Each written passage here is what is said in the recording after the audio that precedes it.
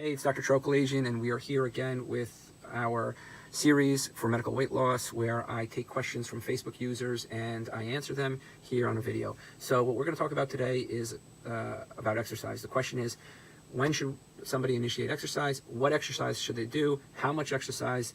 And which ones are the best for fat loss and which ones are the best for toning? So we're going to talk about that here today. Whenever I have a patient who comes to see me with morbid obesity for medical weight loss, I do not recommend exercise initially. What I do is I make sure that their diet is in order for the first 2 or 3 months. I make sure their appetite is controlled. Why do I do that?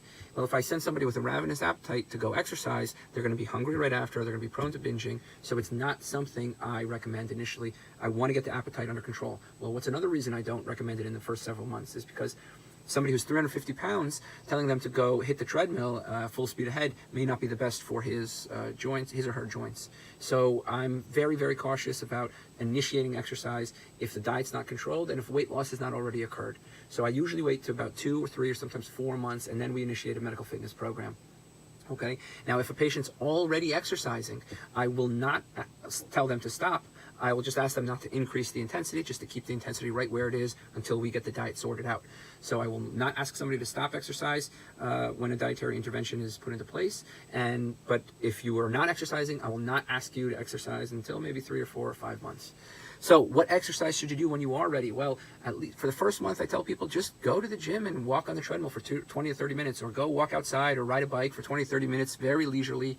Imagine that you should be able to talk to somebody next to you. The pace should be comfortable enough that you can have a conversation, or if you're tracking your heart rate, I tell people to aim for 110 to 130, depending on your age.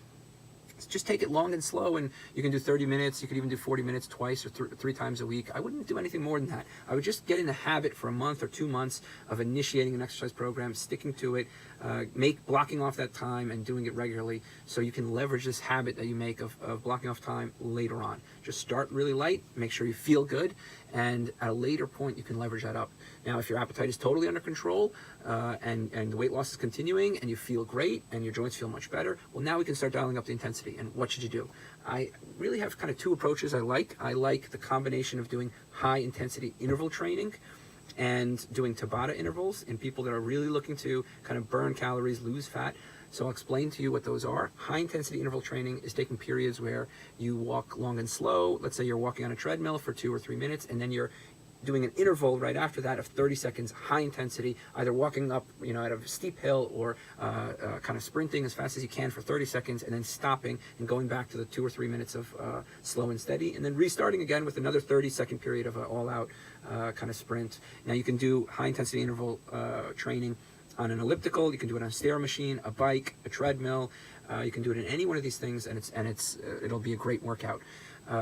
And then I also like mixing in something called Tabata intervals, which are jumping jacks, push-ups, sit-ups, bodyweight squats, burpees, all of these things. You could do it in the comfort of your own home. You could do it in the gym.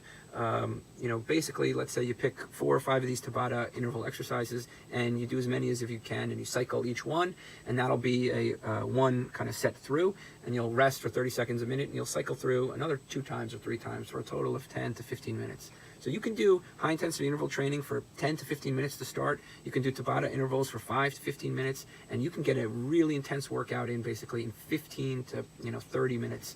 And you could do that 3 times a week until you're ready to leverage more. So that's one approach. I like the HIIT, the HIIT, and the Tabata intervals approach to start.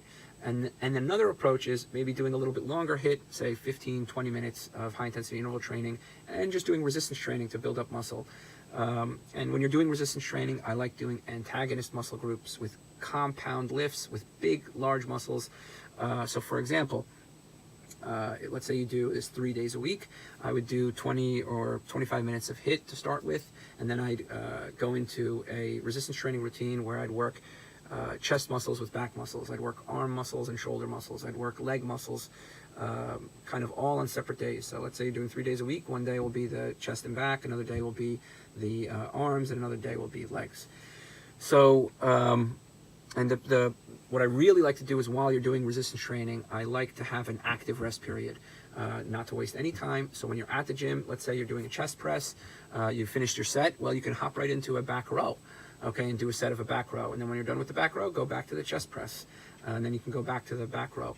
And you can do this for all, the 3 or 4 exercises you do. Always have an active rest. You don't need to be sitting there waiting, watching the clock go by while you're in between sets. You can do something, whether it's an antagonist muscle group. So if you're doing chest, you can mix in a set of back. And if you're doing, your arms, you can do the bicep and mix in triceps and shoulders. And if you're doing your hamstrings or quads, you can, kind of alternate between the two. And I really like the idea of doing big lifts. So I like the idea of doing, bench press, military press, bench machine, military machine, a shoulder press machine. I like the squats, assisted squats, leg press, assisted leg press, deadlifts. These are all, I think, really important exercises to do if you're doing resistance training. So again, what are the 2 approaches? Kind of after you establish this habit of exercise, after you've gotten the appetite under control, have lost weight, feel great, are ready to take on exercise. After all these things, the 2 approaches are doing high intensity interval training and Tabata intervals, or doing a little bit longer high intensity interval training with some resistance training. And you can do each of those for 30 minutes to an hour. And have achieved really, really great results. After 3, 6, 9 months of doing that, and you've developed your stamina, your strength, you can mix all of them together in any way you like to create a workout that works for you. Okay, so that's the question that I'm answering today. When to do exercise? What exercises to do? We do exercise when the appetite is controlled, when the weight comes down and the joint feels good and the body feels good, when you're ready. We initiate exercise really slowly. We do 20 to 30 minutes, 2 or 3 times a week. After a month or 2 months of creating a great habit of setting off time to do exercise, we slowly leverage that up. We slowly do more high-intensity interval training. We add in Tabata intervals, or we do high-intensity interval training, and we add in resistance training. Either one of those approaches can work. It matters what your goals are and what you want to do. All right, guys, I hope this was helpful. Let me know. Give me some feedback. Let me know what topics you want to do, and I'll be happy to make a video when I can. All right, guys, thanks. Bye.